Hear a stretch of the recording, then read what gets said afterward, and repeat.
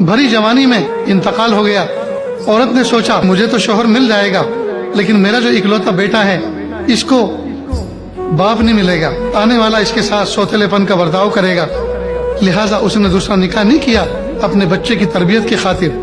بچہ بڑا ہوتا گیا، اب اس کو کچھ دوست مل گئے جن دوستوں نے اس کو غلط راستے پہ کھڑا کر دیا اور اس کو شراب اور شباب کے گناہ پہ کھڑا کر دیا۔ دوستوں نے اس کو کوئی بیماری لگ گئی، ماں اس کو بہت سمجھاتی، بہت سدھارنے کی کوشش کرتی، لیکن اس نے سدھرنے کا نام نہ لیا۔ ایک دن بچہ بہت زیادہ مایوس تھا اور سوکھ کر کانٹے کی طرح ہو گیا تھا، بالکل پیلا پڑ گیا تھا، خون بننا بند ہو گیا تھا۔ ایک دن اس بچے نے کہا امی میں اتنا بڑا ہوں اور کمزور بیمار ہوں، چل کے جا نہیں سکتا اور آپ کی گود میں سوار ہو نہیں سکتا، آپ امی ایک کام کرو، حضرت حسن بصری کے پاس جاؤ۔ حسن بصری رحمۃ اللہ علیہ کے زمانے کا یہ واقعہ ہے، اور ان کو بلا کر لاؤ اور ان سے یہ کہو میرا بچہ آپ کے ہاتھ پہ سچی توبہ کرنا چاہتا ہے، آپ اس کو توبہ کرا دو۔ اور امی ایک بات اور کہنا، آپ جب ان کے پاس جاؤ اور واپسی میں آنے میں اگر ٹائم ہو جائے، دیر لگ جائے، تو ہو سکتا ہے کہ میری موت واقع ہو جائے، تو حضرت سے یہ بھی کہنا وہ میرے جنازے کی نماز بھی پڑھا دیں۔ اللہ کی شان یہ بات دو لے کر وہ رخصت ہوئی۔ اب روتی بھی جا رہی ہیں کہ میرے بچے نے ایسی بات کہی۔ جب دروازے پہ پہنچی تو اس وقت دوپہر کے قیلولے کا وقت تھا، اللہ والے اس وقت قیلولہ کرتے ہیں، آرام کرتے ہیں تھوڑی دیر۔ دروازہ بند تھا، دروازے پہ جیسے دستک دی، پوچھا کون؟ کہا حضرت میں آپ کی روحانی بیٹی فلاں بنت فلاں ہوں، دروازہ کھولیں، میں آپ سے کچھ درخواست کرنے آئی ہوں۔ دروازہ کھولا گیا، پردہ درمیان میں ڈالا گیا، اب پردے کے پیچھے بیٹھی حضرت میرا بچہ وہی جو برائی کے راستے پہ چل نکلا ہے، اس نے مجھے دو پیغام لے کر بھیجا ہے۔ ایک تو وہ آپ کو بلانا چاہتا ہے، آپ کے ہاتھ سچی توبہ کرنا چاہتا ہے، اور دوسرا اس نے یہ درخواست دی ہے کہ اگر اس کا انتقال ہو جائے تو آپ اس کے جنازے کی نماز بھی پڑھا دیں۔ تو حضرت حسن بصری رحمۃ اللہ علیہ نے عجیب بات کہی، دیکھو میرا یہ قیلولے کا وقت ہے، میں آرام کرنا چاہتا ہوں۔ اس سے پہلے بھی میں نے اس کو بہت سمجھانے کی کوشش کی، وہ سمجھنے اور سدھرنے کا نام نہیں لے رہا، میرا وقت ضائع کرے گا، آپ کا بھی وقت ضائع کر رہے ہیں، لہٰذا ابھی میں نہیں آ سکتا۔ رہی بات جنازے کی نماز پڑھانے کی، تو میں ایسے گنہگار کی جنازے کی نماز کبھی نہیں پڑھاؤں گا۔ جب یہ بات کہی اب وہ چلی گئی، واپس ہو گئی، راستے بھر روتی ہوئی آئی، ہائے میرے بچے کی جنازے کی نماز پڑھانے سے وقت کے شیخ نے منع کر دیا اور توبہ کی کلمات پڑھانے کے لیے بھی نہیں آئے۔ اب ان کی مصلحت، یہ بڑے ہیں، راستے بھر روتی ہوئی آئی، تڑپتی ہوئی آئی۔ جب گھر میں داخل ہوئی بچہ سمجھ گیا ماں ناکام اور نامراد آئی ہے، اور چہرے کی سرخی اور آنکھوں کی لالی دیکھ کر پہچان گیا کہ ماں ناکام لوٹی ہے۔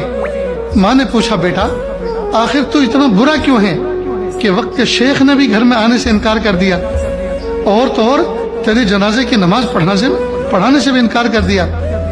اب یہ وقت اس کے انتظار کا وہ وقت تھا جس میں اللہ کی ذات سے یہ جڑ کر، اللہ کی ذات سے لپک کر توبہ کر رہا تھا، اللہ جی مجھے معاف کر دو، اللہ جی میں نے زندگی ضائع کر دی، اللہ میرا آپ کے پاس آنے کا وقت آ گیا اور میں گناہ کے سوا میرے پاس کوئی بھی چیز نہیں ہے، اللہ مجھے معاف کر دو۔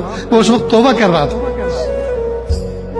جب ماں نے یہ الفاظ سنائے کہ وقت کے ولی نے بھی آنے سے انکار کر دیا، جنازے کی نماز پڑھانے سے بھی انکار کر دیا، تو بچے نے کہا امی میرا سانس اکھڑ رہا ہے، آخری سانس آ رہے ہیں، جلدی سے میری دو نصیحتیں سن لو، اس لیے کہ ہو سکتا ہے کہ پھر میں نہ بول سکوں۔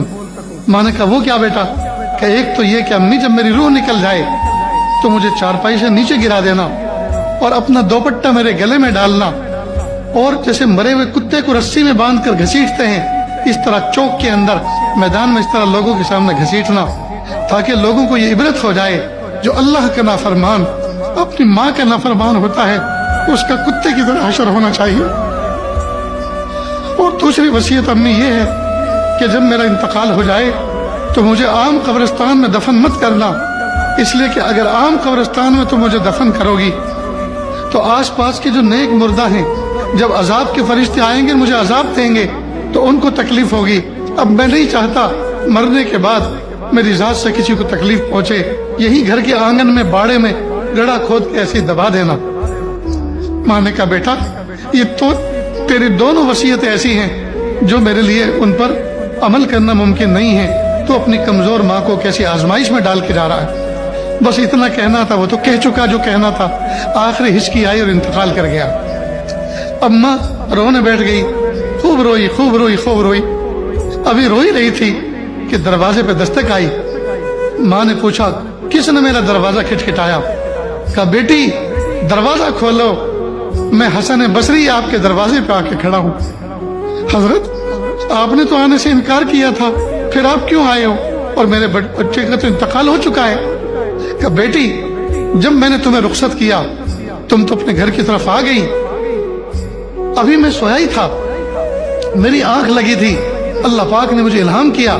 कहा हसन बसरी तो मेरा कैसा वली है, मेरे एक वली का इंतकाल हो रहा है और तू उसकी जनाजे की नमाज पढ़ाने से इनकार करता है।